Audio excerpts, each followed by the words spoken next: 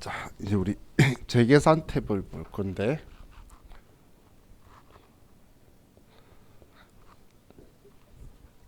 자, 이 재계산 탭은 확정 신고 시 과세 기간별 면세 비율이 5% 이상 날 때 하는 거예요. 과세 기간별로 했을 때에 면세 비율이 5% 이상 차이가 나면 그때 하는 거예요. 왜냐하면 확정 신고를 해야 이번 과세 기간의 면세 비율이 나오겠죠. 그럼 이번 과세 기간의 면세 비율과 직전 과세 기간의 면세 비율의 차이가 5% 이상 나야지 다시 계산을 하겠다는 거고, 다시 계산하겠다라는 표현은 얘는 1과세 기간 이상에 거쳐서 쓰니까 또 계산하겠다는 거죠. 그래서 얘는 고정자산만 대상이 되겠죠. 고정자산만 대상이 될 거예요.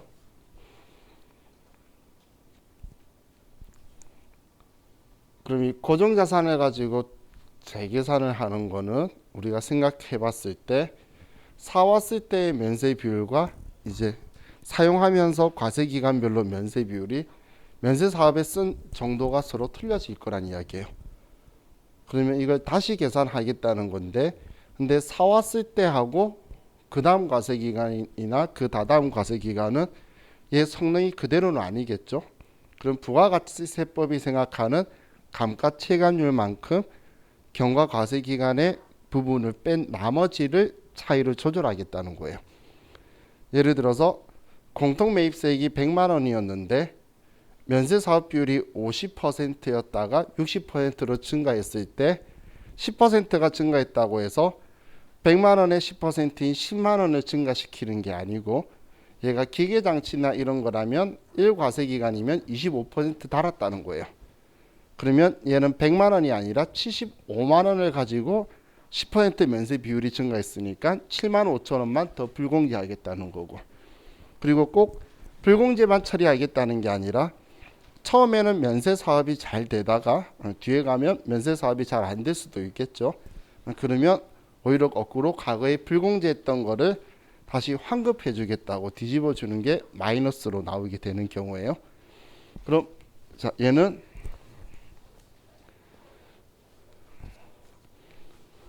자, 우리가 고정자산만 가지고 하는 건데, 제가 뭐 이야기 하려다 까먹었지. 이제 머리가 갈수록 안 좋아지는 것 같아요. 말하려고 하다가 딴 말 하다가 까먹었어요. 설명드리려고 했던 게. 자, 얘는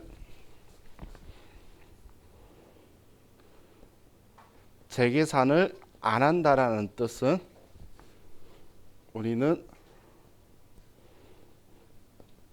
과거 면세 비율을 유지하겠다는 뜻이에요. 재계산 안 하겠다는 거는 이 면세 사업 비율을 그대로 유지하겠다는 뜻으로 보시면 돼요. 그래서 그 재계산 안 한다고 해서 뭐 다르게 생각하시는 게 아니라, 그럼 우리 그 재계산을 마지막 했던 때하고 그다음 면세 비율 계산했을 때하고를 계속 비교하는 거예요. 왜냐면 기존 그대로 사용한다는 의미이기 때문에. 그리고 얘는 자산별 각각 하는 거예요. 전체가 똑같이 가는 게 아니고 취득했을 때부터 계산을 해서 내려오는 거라는 거예요. 자, 이걸 가지고 예를 들어보면, 자, 우리가 X1년도 1기, 2기, X2년도 1기, 2기,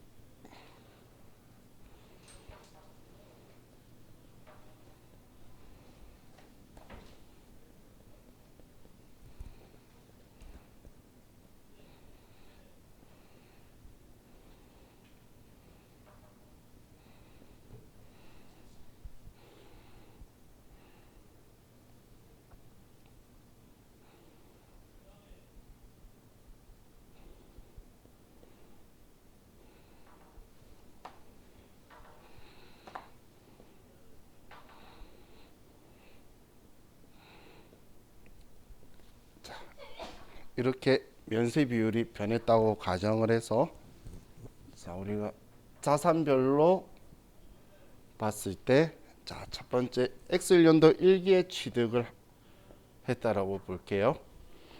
자, X1년도 1기에 취득을 했으면 이때 면세 비율은 50%가 되겠죠. 그러면 그 다음 과세 기간에 면세 비율이 54%니까 5% 차이가 안 나죠. 그럼 재계산을 안 하겠다라는 건 면세 비율을 50%로 그대로 유지하겠다는 이야기예요. 기존 그대로 쓰겠다는 이야기예요. 그럼 47%예요. 그럼 우리는 면세 비율을 얘하고 비교하는 게 아니라 지금 유지하고 있는 게 50%죠.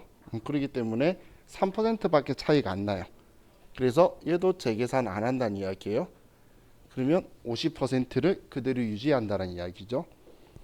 그랬다가 이제 44%가 됐어요. 그럼 이때하고 비교하는 게 아니고 지금 이 50%니까 그래서 마지막 정산이나 재계산했을 때하고 비교한다고 표현하는 거예요. 그럼 얘 비교했을 때 66%가 내려갔죠. 그러면 마이너스 6%가 내려가서 이제 44%로 이번 과세 기간에 면세 비율을 내리는 거예요. 자, 그런 상황에서 얘가 다시 50%로 증가를 했네요. 그러면 플러스 6%로 해서 얘는 다시 50%로 바뀔 거고, 그리고 53%면 면세 비율에 5% 차이가 안 나죠. 그래서 50%다 이런 식으로 계속 갈 거예요. 자, 그럼 이때 취득한 거는 이렇게 갈 건데, 그럼 두 번째에 봤을 때 자, X1년도 2기에 취득을 했다고 볼게요. 그럼 이 자산 취득했을 때 면세 비율은 54%죠. 그러면 그 다음 과세기간 때 면세 비율을 봤더니 7%가 내렸어요. 그러면 이때는 마이너스 7%를 내려서 얘를 47%로 바꿔줄 거란 이야기예요. 그리고 그 다음 44%면 변화가 없죠. 5% 차이가 안 나죠. 그렇기 때문에 그대로 47%로 가는 거예요. 그럼 이때 50%일 때 봐도 얘는 47%죠. 재계산을 안 하고 47% 그대로 가는 거예요. 그랬다가 53% 되면은 6% 올랐다, 그죠? 그러면 이때 플러스 6%가 돼서 53%로 변경을 해줄 거예요. 자, 그럼 지금 원리는 이해가시죠? 그래서 문제 나오면 만약에 건물로 나와서 옛날 거부터 면세 비율을 대놓고 쭉 알려주는 경우가 있어요. 그러면 면세 비율 처음 취득했을 때부터 여러분들이 재계산했다 안 했다를 따져서 내려오는 거예요. 자산별로 하나씩 하나씩. 우리 세무이급 시험 때는 기계장치나 이런 거에서 바로 직전 과세기간에서 하거나 아니면 그 바로 앞 과세기간에 사더라도 뭐 직전 과세기간 때 재계산 적절히 했다라고 해서 그냥 쓰니까 두 개가 사온 과세기간이 틀려도 같은 면세 비율 쓰는 것처럼 오해할 수가 있는데 그거 아니라는 거예요. 당연히 단기 면세 비율은 똑같겠지. 근데 거기에 직전이라고 쓰는 게 지금 얘들이는 같이 하는 경우는 없네요. 그런데 자, 얘가 만약에 이때 재계산할 때 옆에 직전이라고 적어 둔 곳의 면세 비율은 이때 면세 비율을 쓰는 거예요. 그래서 K랩에서 이걸 편리하게 해주려고 여러분들이 면세 비율 계산하는 게 힘들 수가 있잖아요. 그래서 총 공고가액하고 면세 공고가액을 써서 면세 비율을 컴퓨터가 계산하도록 해주는 목적으로 이렇게 써놓은 건데 그 글자에 직전이라고 적어놓은 것 때문에 이때 재계산하는데 바로 이때 거 쓰면 안 된다는 이야기예요. 그 직전은 마지막 재계산이나 정산했을 때에 우리 면세 비율을 계산했던 그 금액을 써주는 거예요. 그래서 우리 스마트A에는 그렇게 안 되어 있어요. 그냥 면세 비율을 이걸 바로 쓰게 되어 있어요. 스마트A에서는. 그러면 바로 계산이 나오게 될 건데 우리가 이 면세 비율을 계산하는 게 힘들까 봐 도와주려고 했다가 오히려 우리한테 실수를 하도록 바로 직접 거 쓰도록 우리가 실수하도록 그 글자가 보이게 되는 현상이 생겼는데 자, 이렇게 면세 비율 쓸 거라는 거예요. 그래서 과거에 우리 그 세무 1급 시험에서는 그 아예 공급 가격 안 알려줘서 그냥 면세 증감을 써서 반영시켜라고 이렇게 나온 적도 있어요. 자, 그럼 얘는 면세 비율의 차이를 가지고 이야기한 거고, 그럼 재계산 한다 그러면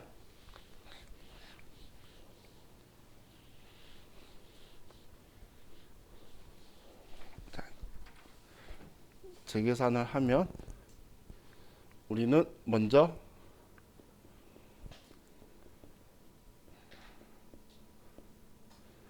감가 체감률을 보겠죠. 감가 체감률은 우리 전에 이론할 때에 과세 표준 이야기할 때하고 똑같은 거예요. 그래서 건물이나 구축물은 1과세 기간에 5%씩 상각되는 거고, 기타 자산은 1과세 기간에 25%씩 상각이 될 거예요.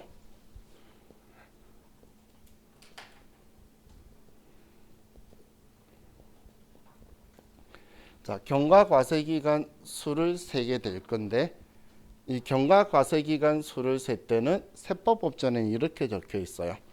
우리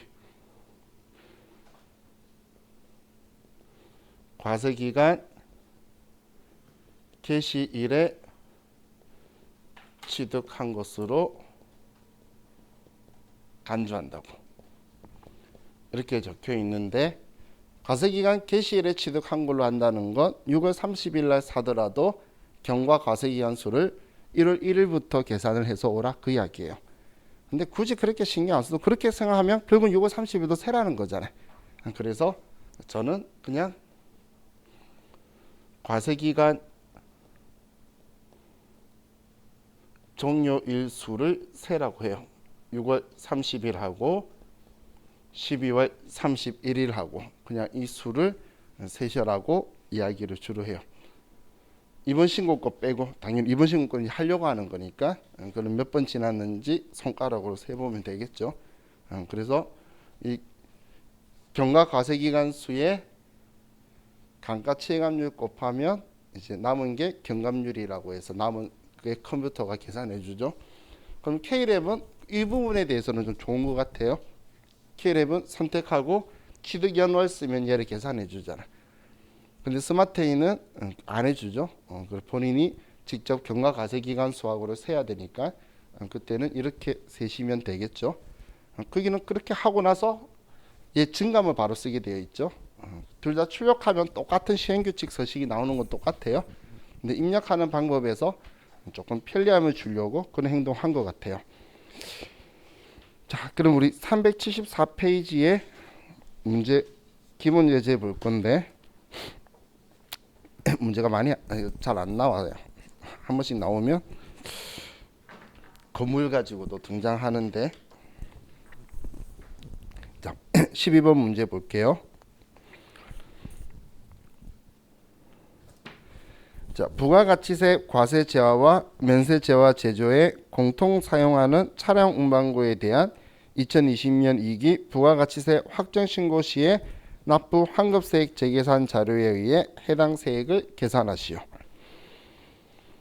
자, 취득 19년 9월 20일이고 취득가액이 2,500만 원이에요. 그럼 250만 원 가지고 할 건데, 자, 우리 이렇게 문제가 나오면 항상 면세 비율을 옆에 먼저 쓰는 거예요. 그래야지 언제 했는지 안 했는지를 알 거잖아. 그럼 동그라미 3번 19년 2기 취득 시 공급가액 보면 면세 5천, 과세 5천만 원이니까 50%죠. 다음 4번에 2020년 1기 공급가액 보니까 면세 5,200만 원, 과세 4,800만 원. 우리를 위해 준비해뒀죠. 그럼 52%네요. 오늘 시계 해줬잖아. 그럼 5번에 2020년 2기 공급가액 보면 면세 4,200, 과세 5,800이면 면세 사업 비율이 42%죠. 자, 그럼 이제 우리 3번하고 4번 봤을 때 우리는 1기에는 2%밖에 차이가 안 나서 재계산을 하지 않았겠죠. 그죠? 그랬다가 우리 지금 이번에 42%라서 8%가 내렸죠. 그렇기 때문에 재계산을 할 거예요. 자, 그럼 이제 우리 회사 9103번으로 가시고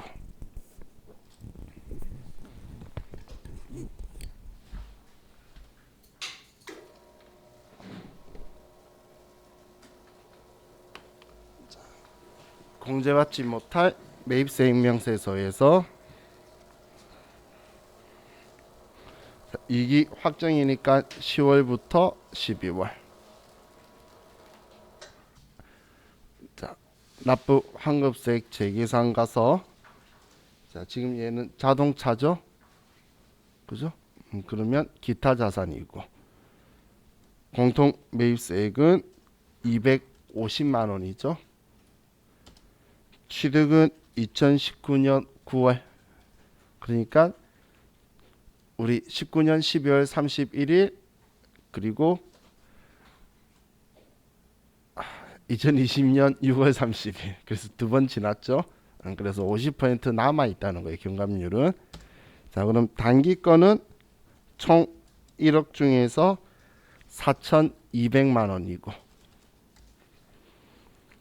직전은 우리 2019년 이익 거 써줘야 되겠죠. 그러면 총 1억 중에서 우리는 5천만 원이다라고 써주면 마이너스 8%가 나오죠. 자, 이렇게 쓸 때도 있고 시험에서 만약에 그냥 퍼센테이지만 쭉 준다면 그냥 이 프로그램도 똑같이 이렇게 쓰고 나서 위에 정보 안 주면 여기에 마이너스 8%라고만 쓰면 똑같이 나오니까 우리 그냥 퍼센테이지만 쭉 주면 언제부터 했는지 경감률 증가 그 면세 사업 비율 증감률만 계산하셔서 여기에 쓰시면 되는 거예요. 이건 우리 편하라고 준 기능인 거니까 그래서 얘만 쓰셔도 문제 없이 될 거예요. 자, 이렇게 하면 자, 이번에 마이너스 100만 원이 됐다는 건 불공제가 아니고 이제 돌려주겠다는 이야기죠. 이 10만 원만큼. 그죠? 그럼 10만 원만큼 더 돌려줄 거라 그러는 거니까 우리는 공제되는 매입세액이 늘어날 거예요.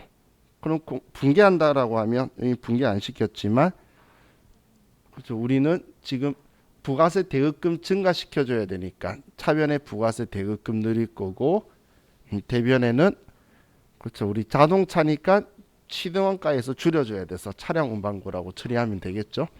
만약에 증가했으면 그 반대. 그렇게 하면 되실 거예요. 자, 이렇게 하면 자와 같이 공제받지 못할 매입세 임명세에서 있는 거 기본 예제들 풀어봤어요.